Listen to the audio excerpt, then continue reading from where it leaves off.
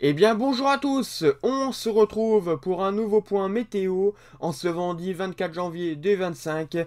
On se retrouve pour faire un point sur la tempête Eowyn qui a concerné donc l'Irlande, le Royaume-Uni ainsi qu'une partie de la France. Dans ce point je vais faire le bilan donc de cette tempête, même si les vents ne sont pas encore finis, le plus gros est passé et s'évacue désormais en direction du Royaume-Uni, le nord du Royaume-Uni. Et donc, tout d'abord, on commence par les prévisions qu'il y a eu donc pour cette tempête. Et vous voyez qu'on avait de très fortes rafales de vent, violentes, hein, on peut le dire, du côté de l'ouest de l'Irlande, avec des rafales qui auraient pu atteindre entre 160, 180, voire pourquoi pas les 200 km par heure localement. Et plus on irait dans la terre, plus les rafales seraient entre donc 100, 140, 170 et pourquoi pas même jusqu'à 180 km par heure, qui était quand même possible localement, sachant qu'entre l'Irlande et le Royaume-Uni, on aurait pu avoir un renforcement donc, du vent. Donc, sur la partie nord et la partie sud, les vents sont moins forts que sur cette partie centrale, mais donc, voilà la carte donc de bilan. Donc, concernant cette tempête, on a eu un record à la station Mass Health, donc près de Galway, où on a mesuré une rafale à 184 km par heure, avec un vent moyen, d'ailleurs, je vais vous faire voir juste après, quand même de 130 km par heure.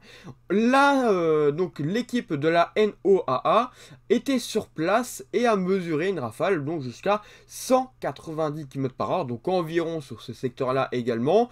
Peut-être que localement, mais on n'a pas les stations, peut-être qu'on a pu atteindre par exemple localement les 200 km par heure.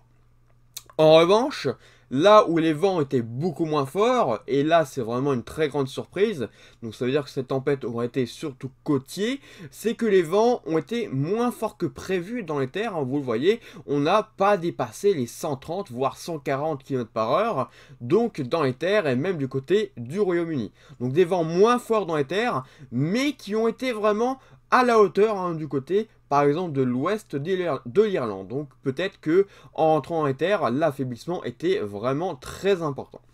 Ensuite, concernant le sud du Royaume-Uni et le nord, les rafales ont été comme sur ma carte, hein, donc ont été au même seuil, même rafale de vent.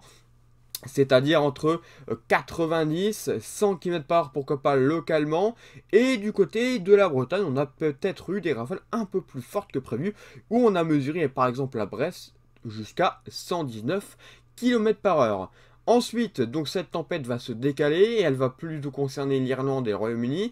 On a eu également pas mal de dégâts hein, donc liés à cette tempête. Alors comme je vous ai dit, les dégâts sont surtout du côté de l'Irlande, un peu moins du côté du Royaume-Uni vu que les rafales ont été un peu moins fortes. Cela étant dit, on a quand même eu des dégâts, on est quand même sur des vents très importants. On a quand même eu une tempête, vraiment une bombe météorologique, donc c'est vraiment pas rien, une belle tempête. Hein. Donc évidemment, les vents ont été quand même très importants, même s'ils ont été un peu moins forts que prévu.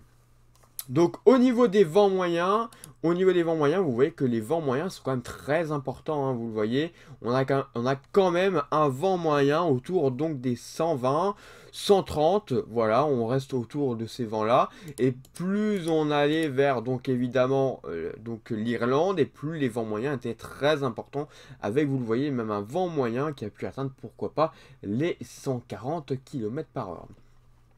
Au niveau du satellite, pour voir un petit peu donc comment était cette dépression, la voici, hein. On la voit sur l'animation, alors je vais bien vous le mettre, donc l'animation de cette tempête. Vous voyez qu'on a un très beau creusement, on a d'ailleurs de l'air très creux, très sec en altitude, pardon, donc évidemment cela a contribué à renforcer les vents, hein. Donc on a peut-être eu un Stingjet qui a pu concerner donc l'Irlande. En rentrant dans les terres, tout s'est complètement affaibli, hein, malheureusement, contrairement à ce qui était prévu. Mais, comme je vous dis, cela dit, les vents ont quand même été très importants.